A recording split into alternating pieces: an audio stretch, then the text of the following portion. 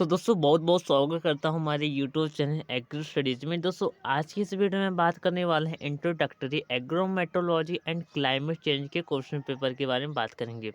और मैं आपको बता देना चाहता हूँ कि आज की इस वीडियो में इससे संबंधित जितने भी प्रश्न बनेंगे उन सभी प्रश्नों के भी बारे में भी बताऊंगा, तो वीडियो पर बने रहिएगा। तो वीडियो को बिना देरी किए स्टार्ट करते हैं।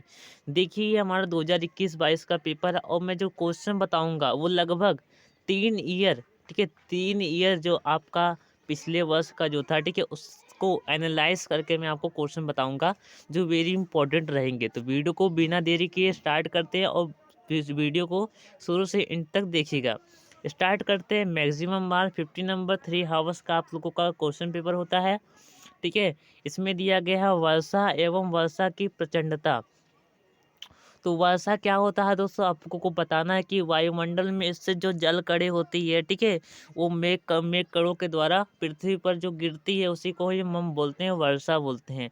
तो उसको आप लोगों को डिफिनेशन देना है क्या होता है क्या नहीं होता है, ठीक है। प्रचंडता क्या होती है कि वर्षा द्वारा, ठीक है, वर्षा के द्वारा, ठीक है, जब हमारी वायुमंडल में, ठीक है, या फिर आकाश में जो बिजलियाँ कड़कती हैं उसे ही हम बोलते हैं वर्षा की प्रचंडता।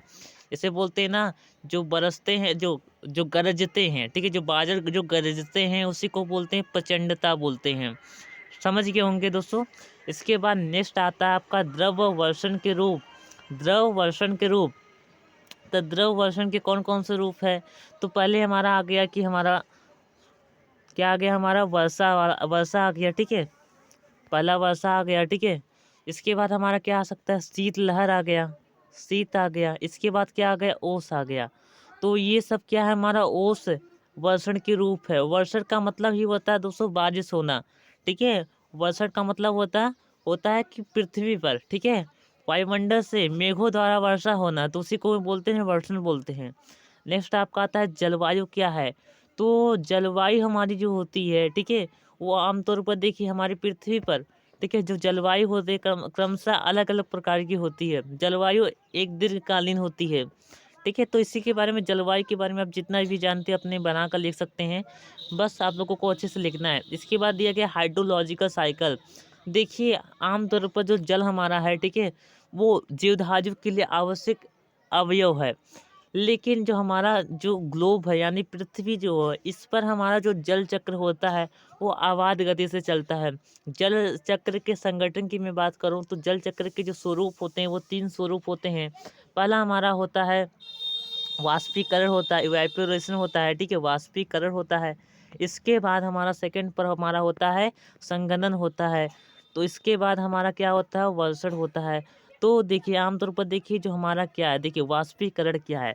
तो देखिए वाष्पीकरण वह क्रिया है जिसमें जिसमें पृथ्वी तल पर, ठीक है, जो हमारे झीलें तालाबों आदि जो होते हैं, ठीक है, उनकी जो जलें होती है वो वाष्प के रूप में बदलकर वायुमंडल में चली जाती हैं। लेकिन संगदन वह प्रक्रिया है जिसमें वायुमंडल की जलें, ठीक है, भूमि में संगनित हो जाती है। जबकि जो हमारी वर्षण जो क्रिया है, वर्षण इसे हम बोलते हैं बारिश, ठीक है।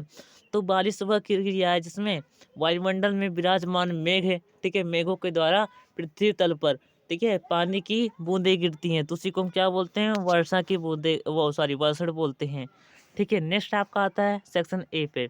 अब देखिए मैं आपको बता देना चाहता हूँ कि इससे संबंधित और क्या क्या प्रश्न पूछ सकते हैं। इससे संबंधित पूछ सकते हैं वर्षा कितने प्रकार के होते हैं। ये एग्जाम पर ये बहुत ही बार पूछा गया है, वर्षा कितने प्रकार के होते हैं। तो वर्षा के बारे में आप लोग बता दीजिएगा, ठीक है। तो इसके बाद पूछा जा सकता है कि वर्षा को किससे मापा जाता है। तो वर्षा को किससे मापा जाता है, रेन गेज के द्वारा मापा जाता है। रेन गेज के द्वारा अब मापा जाता है, यानी वर्षा मापी के द्वारा मापा जाता है, ठीक है, रेन गेज। और इसमें दिया गया द्रव वर्षण के रूप बताइए, ठीक है। अब इसी के रूप में पूछ लिया होता है कि ठोस वर्षण के रूप बताइए। तो ठोस वर्षण के रूप में कौन कौन से आ जाता है, जैसे पत्थर गिरते हैं, ओला गिरते हैं, तो वो सब आ जाएंगे, ठीक है। इसके बाद हमारा जो जलवायु है, तो जलवायु के अंतर्गत कौन कौन से मुख्य तत्व है, इसके बारे में पूछ सकता है। अब जल चक्र पूछा गया था, इसके स्थान पर बहुत सारे चक्र पूछ सकते हैं, जैसे वायुमंडलीय चक्र क्या है, जीवधारी चक्र क्या है। तो इसी प्रकार से पूछ सकता है। और एक क्वेश्चन आप लोग ध्यान दीजिएगा, बायोस्फीयर। बायोस्फीयर यानी जैव मंडल क्या है, ये वेरी इंपॉर्टेंट है, बायोस्फीयर एग्जाम में पूछा जा सकता है। ठीक है, एग्जाम की दृष्टि से बहुत ही वेरी इंपॉर्टेंट है। तो जो पहला क्वेश्चन था हमारा वो कंपलसरी था, आप लोगों को किसी भी हाल में आपको लिखना था। ठीक है, 10 नंबर का क्वेश्चन था, टोटल 4 क्वेश्चन से 2.5 नंबर का क्वेश्चन था। ठीक है, तो इसी प्रकार से नेक्स्ट आपका आता है सेक्शन बी, सेक्शन ए आपका आता है। तो सेक्शन ए पर में दिया गया विभिन्न प्रकार की अफवाह एवं अफवाह को प्रभावित करने वाले कारकों के बारे में लिखिए। अफवाह क्या होता है? ठीक है, तो रन ऑफ, देखिए जो वर्षा होती है, वर्षा द्वारा भूमि पर जो जल गिरती है, ठीक है, वर्षा द्वारा होती है जो भूमि पर एकत्रित जल होता है, लेकिन वही जल जो होता है अफवाह के कारण कहीं दूसरे खेत में बह जाता है, तो उसी को अफवाह कहते हैं। ठीक है, आमतौर पर आप समझ जाइए थोड़ा सा। ठीक है, इसके बाद नेक्स्ट आपका आता है मौसम वेधशाला की उपकरण की सूची बनाइए। मौसम वेधशाला, मौसम वेधशाला क्या है? जहाँ पर मौसम संबंधित सभी पूर्वानुमान किए जाते हैं, जैसे मौसम का तापमान, ठीक है, वायु का तापमान, वायु की गति। ठीक है, तो इसी के बारे में सभी चीज़ें जो होती है हमारी मौसम वेधशाला में ज्ञात की जाती है। अब देखिए इसमें दिया गया किन्हीं दो की विस्तृत विवेचना कीजिए। तो आप लोगों को मौसम वेधशाला के उपकरणों की सूची बनाना, कौन कौन सी सूची होती है। ठीक है, इससे हमारा आता है कि वर्षा मापी के लिए रेन गेज का प्रयोग करते हैं। ठीक है, वायुमंडल में आर्द्रता की मापी किससे ज्ञात किया जाता है? आर्द्रता मापी के लिए, आर्द्रता के लिए हाइग्रोमीटर का प्रयोग किया जाता है। ठीक है, इसके बाद इसी प्रकार से तापमान मापने के लिए तापमापी का प्रयोग किया जाता है, टेम्परेचर। ठीक है, तो इसी प्रकार थर्मामीटर का प्रयोग कर सकते हैं। तो इसी प्रकार से दिया गया मौसम उपकरण वेधशाला के उपकरणों की सूची बनाई, कौन कौन से उपकरण उपयोग किए जाते हैं। जैसे वायुमंडलीय दाब नापने के लिए किसका प्रयोग किया जाता है? फॉर्टिन बैरोमीटर और एनेरॉइड बैरोमीटर का प्रयोग किया जाता है। बैरोमीटर दो प्रकार के होते हैं, फॉर्टिन बैरोमीटर, एनेरॉइड बैरोमीटर होते हैं। ठीक है, तो आप लोग जानेंगे होंगे इसके बारे में। तो इसी के बारे में आप लोग को एक विस्तृत व्याख्या कर देना है। आप रेन गेज का चित्र बना सकते हैं, रेन गेज बहुत ही सरल होता है। ठीक है, इसी प्रकार से आपका होता है रेन गेज। ये हमारा पृथ्वी तल होता है, इसी पर रख देते हैं, एक गिलास की तरह होता है। ठीक है, और इसमें अंकित होते हैं ऐसे इसी प्रकार से। ठीक है, और यहाँ पर ऐसे चिन्ह लगे होते हैं।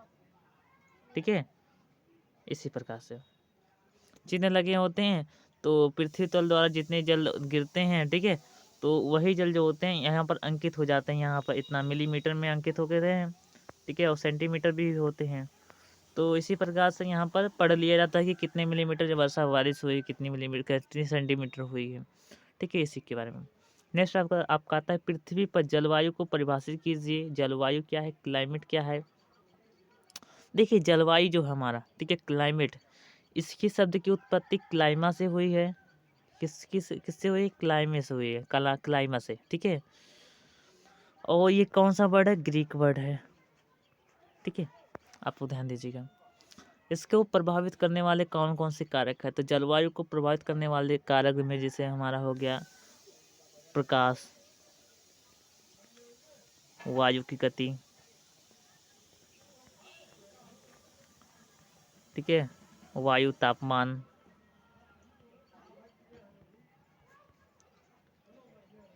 वर्षा की बूंदें, तो ये सब कौन सा इफेक्ट डालती हैं? ये सब हमारी जलवायु के ऊपर इफेक्ट डालती हैं। ठीक है, नेक्स्ट आपका आता है कि पूछा गया है जल चक्र से आप क्या समझते हैं? वेरी इंपॉर्टेंट है जल चक्र, आप लोग किसी भी हालत में आप लोग पढ़ लीजिएगा। इसके घटक कौन कौन से हैं इसके बारे में पढ़ लीजिएगा। इसे उपयुक्त चित्र की सहायता से बनाइए। तो चित्र आप लोगों को बनाना होगा, तो आप इस प्रकार से एक सोजे बना सकते हैं, यहाँ पर मेघ बना सकते हैं। ठीक है, यहाँ पर आप वृक्ष बना सकते हैं, पहाड़ हो गया हमारा, झीलें हो गई। ठीक है, झीलें हो गए, तालाब हो गए हमारे, इसी प्रकार से बन सकते हैं। ठीक है, सूर्य का हो गया, सूर्य, बादल, नॉमिनेशन कर लीजिए, पहाड़। ठीक है, पहाड़, वृक्ष। ठीक है, अब ये हमारा मृदा है। तो इसी प्रकार से बहुत ही अच्छी तरीके से आप लोग बना सकते हैं। ठीक है, आप लोग एक बार आजमाइएगा। ठीक है, बहुत ही बढ़िया तरीके से बन सकता है। ठीक है, बस आप लोगों को आजमाने की ज़रूरत है। बस अपने आप को निखारने की ज़रूरत है, बस और कुछ नहीं। इसके बाद सेक्शन बी में दिया गया है, सेक्शन बी में दिया गया मौसम पूर्वानुमान से आप क्या समझते हैं? What is weather forecasting? What do you mean by weather forecasting? Explain the types और importance of weather forecasting in details. मौसम पूर्वानुमान के प्रकारों एवं महत्व का वर्णन कीजिए। मौसम पूर्वानुमान जो प्रकार होते हैं वो कितने प्रकार के होते हैं? टाइप्स की पूछा गया है। तो टाइप्स जो मुख्यतः 5 प्रकार के होते हैं। कौन कौन से? Now forecasting, very short forecasting, ठीक है, शॉर्ट फोरकास्टिंग, लॉन्ग फोरकास्टिंग, ठीक है। तो इस प्रकार से कितने फोरकास्टिंग हो गए? 5 फोरकास्टिंग हो गए। नाउ फोरकास्टिंग 2 घंटे के लिए किया जाता है, ठीक है। और जो वेरी शॉर्ट फोरकास्टिंग जो होता है हमारा, वो 2 से 5 घंटे के लिए किया जाता है, ठीक है। इसके बाद शॉर्ट फोरकास्टिंग तो 1 से 2 दिन के लिए किया जाता है। इसके बाद लॉन्ग फोरकास्टिंग, तो लॉन्ग फोरकास्टिंग जो हमारा होता है ये हम प्रयोग करते हैं 2 से 15 दिन के लिए, ठीक है, 2 से 15 दिन के लिए करते हैं। जबकि वेरी लॉन्ग फोरकास्टिंग जो हमारा होता है वो 1 महीने के लिए करते हैं, ठीक है। अब इसमें पूछा गया मौसम पूर्वानुमान के प्रकार कौन कौन से? पूर्वानुमान बता चुका हूँ मैं। महत्व क्या है? तो देखिए महत्व में देखा जाए तो मौसम पूर्वानुमान का बहुत सारा महत्व है। जैसे उचित तापमान के बारे में पता चल जाता है, ठीक है। वायु किस प्रकार से है, वायु में मतलब वायु किस प्रकार से घटित होने वाली है, ठीक है। हमारे मतलब जो आने वाला समय है, ठीक है, भविष्य में उसके बारे में बहुत ही बढ़िया से पता चल जाता है। कल क्या होगा, कल कितने डिग्री टेम्परेचर होगा, ठीक है, कल वायु की गति किस प्रकार से होगी, कल कहाँ कहाँ पर तूफान आने वाला है। तो ये सब मौसम पूर्वानुमान के द्वारा ही हम पता करते हैं, ठीक है। आप समझ गए होंगे मौसम पूर्वानुमान क्या होता है, ठीक है। बस इसके बाद देखिए मौसम पूर्वानुमान, ठीक है, जो हमारा वेधशाला है, ठीक है, ये पुणे महाराष्ट्र में है। महाराष्ट्र में कहाँ पर? पुणे महाराष्ट्र में है, ठीक है। आप लोग बहुत ही बढ़िया से तैयार कर लीजिएगा, ठीक है। पुणे महाराष्ट्र में स्थित है मौसम पूर्वानुमान वेधशाला। यदि केंद्रीय की मैं बात करूँ तो ये हमारा केंद्रीय में हमारा स्थित है, दिल्ली में है। कहाँ पर? दिल्ली में स्थित है, ठीक है। दिल्ली में हमारा स्थित है केंद्रीय, ठीक है। नेक्स्ट हमारा आता है, इसमें 7वां में दिया गया 2 प्रश्न दिए गए हैं इसमें से। सूर्याभिताप क्या है? सूर्याभिताप को प्रभावित करने वाले कारकों का वर्णन कीजिए। What is insolations? Discuss the various factor affecting the insolations. तो प्यारे बच्चों इसके बारे में आप लोग अच्छे से पढ़ लीजिएगा, ठीक है। मुझे अच्छा से क्लियर से नहीं पता है, ठीक है। नेक्स्ट आपका आता है कि मौसम को परिभाषित कीजिए। मौसम क्या है? What is weather? मौसम के विभिन्न घटकों की व्याख्या कीजिए। इसके बारे में बहुत अच्छे से पढ़ लीजिएगा। नेक्स्ट आपका आता है भारत के किसी जलवायु क्षेत्रों पर प्रकाश डालिए। तो भारत के किसी जलवायु क्षेत्रों को 15 भागों में बांटा गया है और आईसीआर अकॉर्डिंग बताया जाता है 127 जलवायु क्षेत्र हैं। तो 15 क्षेत्रों में बांटा गया है, आईसीआर अकॉर्डिंग 127 बांटा गया है। तो 15 कौन कौन से हैं? पहला हमारा हो गया पश्चिमी हिमालय प्रदेश, एक मिनट, पहला हमारा हो गया पहला पश्चिमी हिमालयन क्षेत्र। अब इसी में पूर्वी हो गया हिमालयन क्षेत्र, सतलज यमुना क्षेत्र। कौन सा क्षेत्र? यमुना क्षेत्र। इसके बाद गंगा का ऊपरी मैदान,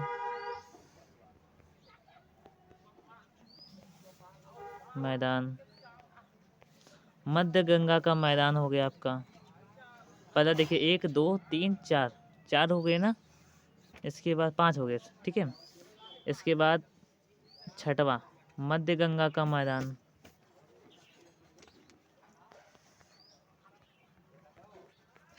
सातवां आपका आ गया गंगा का निचला मैदान।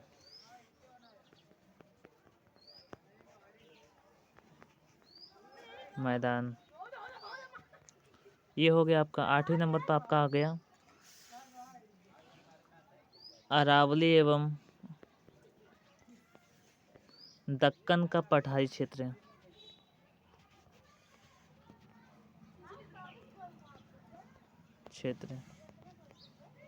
ठीक है, ये हमारा हो गया। इसके बाद 9वें स्थान पर आपका आता है पश्चिमी राजस्थान।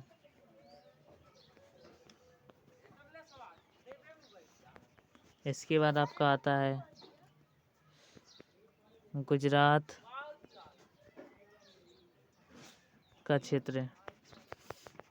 11वें नंबर पर आपका आता है 11वें नंबर पर आपका आता है पूर्वी तटीय मैदान।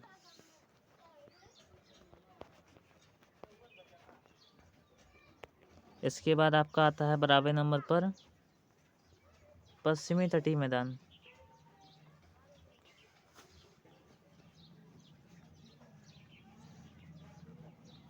ठीक है, 13वें नंबर पर आपका आता है 13वें नंबर पर अंडमान निकोबार।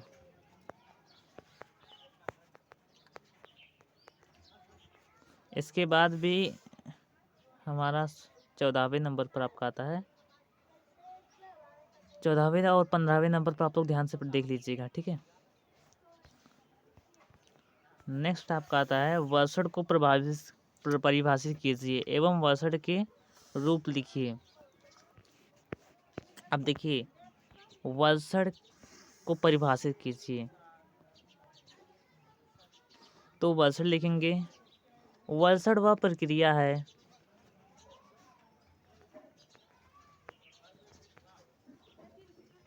जिसमें वायुमंडल में विराजमान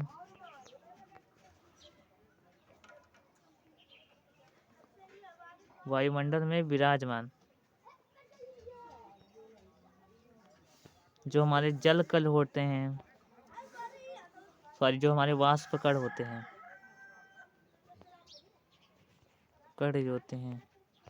वो हमारे क्या होते हैं कि जल कणों के रूप में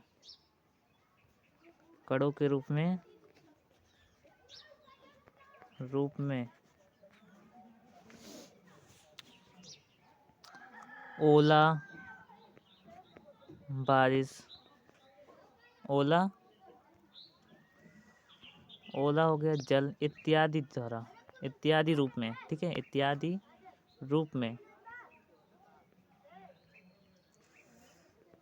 पृथ्वी पर गिरते हैं। इसी को क्या बोलते हैं हम, आप लोग स्क्रीनशॉट ले लीजिए, इसी को क्या बोलते हैं हम, वर्षण बोलते हैं। वर्षण के स्वरूप में बात की जाए तो पहला देखिए हमारा वर्षा बूंदे हो गया।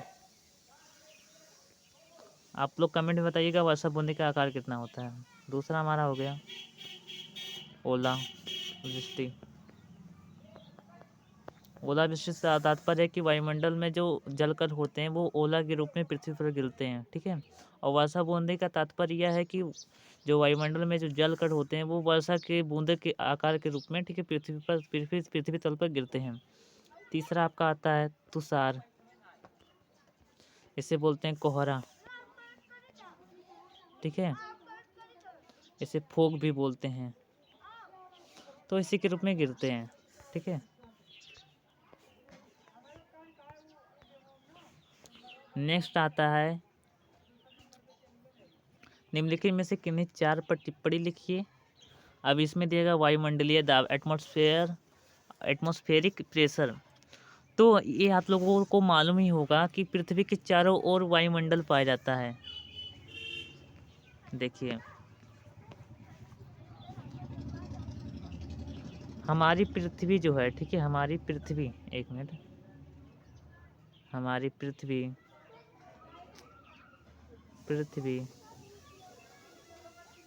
चारों ओर से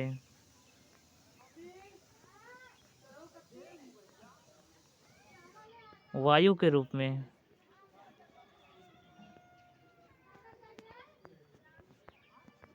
वायुमंडल,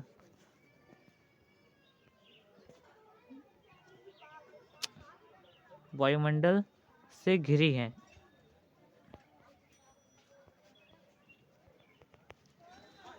यही जो हमारा वायुमंडल है, पृथ्वी पर क्या करता है, प्रेशर डालता है, पृथ्वी पर दबाव डालता है।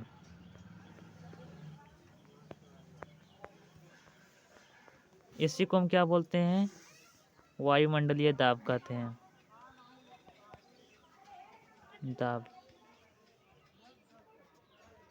दाब कहते हैं। ठीक है, समझ गए होंगे।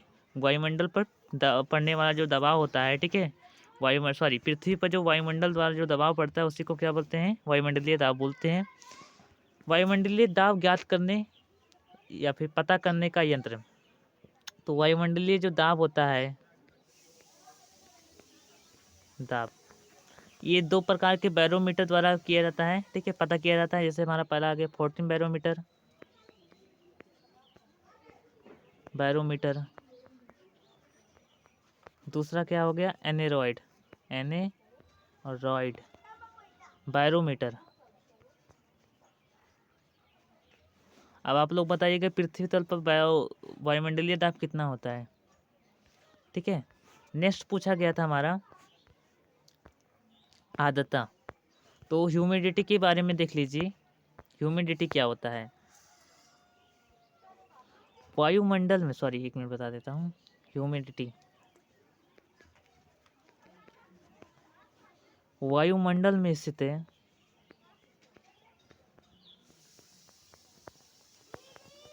वायुमंडल में स्थित है जलवाष्प की संपूर्ण मात्रा को,